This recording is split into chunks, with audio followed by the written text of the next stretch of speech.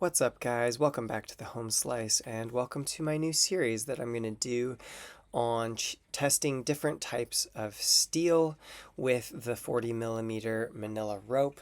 I've done a lot of background work behind the scenes here, trying to get a better format, and what I realized is that these tests can go on forever. It can lead to a really long video or a series of long videos, some of which are fruitful and some of which are not. So I'm weeding out some of the poorer results that I've gotten rid of and sort of making this concise video to test three different steel. We're going to hit Vanax, CPM154, and S35VN. I'm moving in the future to incorporating the first best test where I get the initial sharpness in the first video just because it's more efficient for my editing. And what I've realized is that if I do 10 or 15 best tests in one video and multiple videos on the same steel, it can get a bit cumbersome for viewers to understand and enjoy. So I'm shrinking down the commentary and smashing a bunch of tests into one video to try to add some brevity, some shortness to my videos, and avoid the fact that these steel tests can indeed go on forever and ever. So I'm bringing you a little bit of an overview of my recent testing work. So I'll gather and spreadsheet all the data.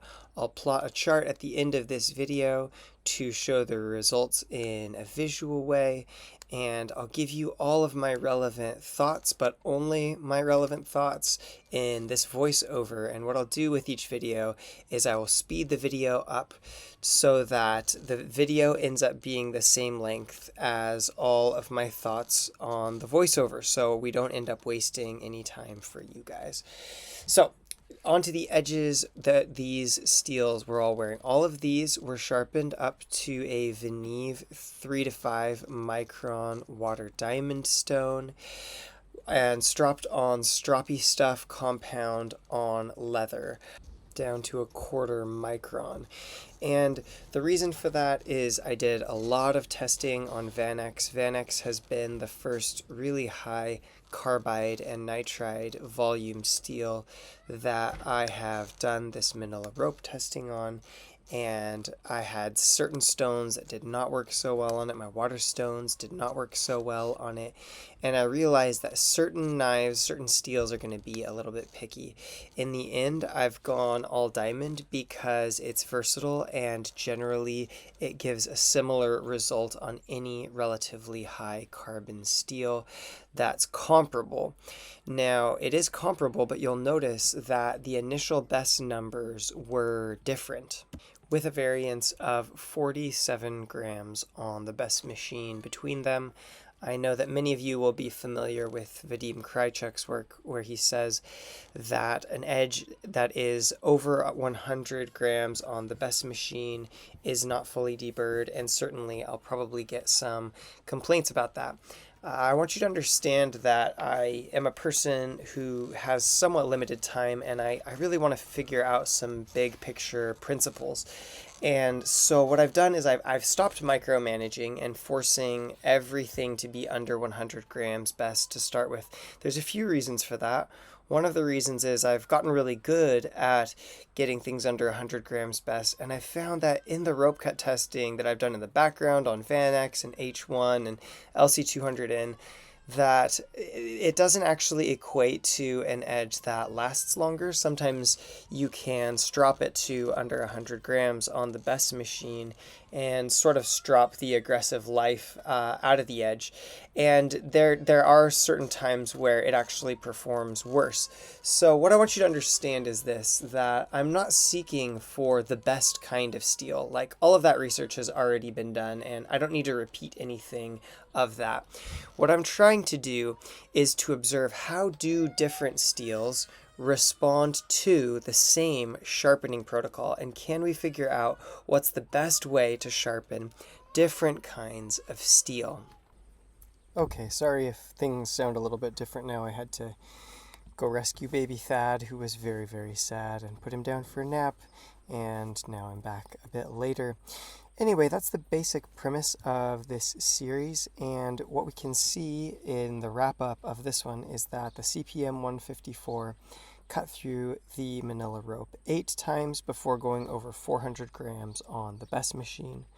S35VN hit 9 times, and Vanax did 10 times.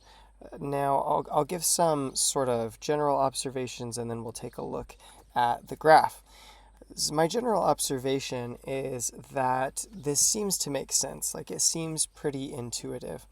I do have a couple caveats, and one is that everything is a bit smashed together. I wouldn't have expected that Vanax would only be 2 cuts higher than CPM 154. I would have expected a bigger gap there. However, that said, this 40 millimeter Manila Rope and the way that it breaks down an edge pretty quickly, compounded with the fact that BESS is not like a paper slice test. BESS is actually more related, it seems, to the actual apex width than the particular retained aggression, if that makes sense. And a paper slice test rewards edges that keep a level of working edge aggression. So super steels last forever because the way that they break down, they don't round out. They actually microchip away and reveal fresh, sharp-edged cutting structures, even though the apex is getting wider. And BESS, it seems, does not reward you for that quite as much. BESS is seemingly, in my use and in my research, seems to be mostly about, when it's properly utilized, measuring how wide is that apex. It isn't as sensitive to whether the apex is beginning to be rounded or whether it has squared off corners in the way that most super steels dull. So that's one thing that I would say. This is further demonstrated in the fact that one of the dual grit edges on the Victorinox knives managed to cut through the rope 13 times. Now, do I think that Victorinox knife has better edge retention than Vanax?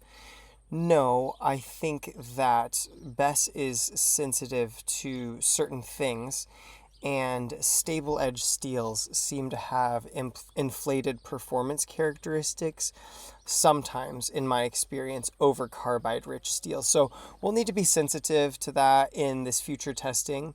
But one thing that I can say is that I'm pretty comfortable with the expectation that this forms CPM 1548, S35VN 9 cuts, Vanax 10 cuts. It sort of feels like, oh, that's the order that they should be in. That's sort of the sequencing that it sort of makes sense. And to be honest, if you follow like Dutch bushcraft knives or some of these other guys that use a 40 millimeter Manila Rope, they often will say, well, like a super steel basically cuts around 10 times before beginning to act dull. And so here we have Vanax doing that, S35VN coming close, CPM 154 a little further down.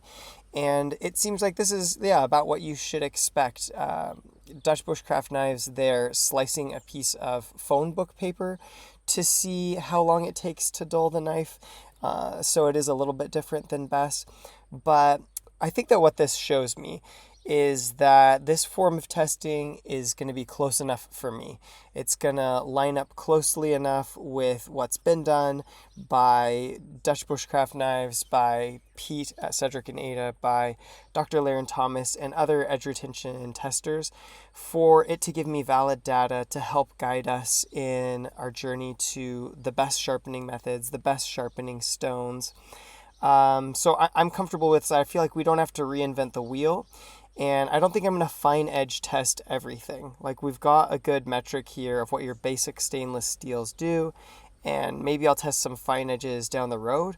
But I think this gives me what I need to feel really comfortable diving off into dual grit edge testing and trying to figure out how do super steels, how do more complex steels interact with dual grit sharpening and respond to it, and what can we expect, or what's the best way to sharpen different steels. So with that being close enough to existing research, I think my next test, I will retest all of these steels with dual grit edges, to see if that changes the sequencing of which one cuts longer, and to see which ones respond best, and to see how the numbers compare to the fine edge. And then I will move on to dual grit, testing different kinds of steel to compare it to these ones already tested. So onto this chart. This is the chart of how the different steels cut. You can see that S35VN had the smoothest descent, but it sort of spent the most time in a lower state of sharpness. And then you can see that the graph is a little bit wobbly. Like, it always tends to wobble the readings up and down a little as the apex changes shape, but usually it will sort of plummet off at some point into dullness. It should be noted that I've turned all of the best readings into negative numbers. I've flipped them because I like for higher on the graph to be sharper.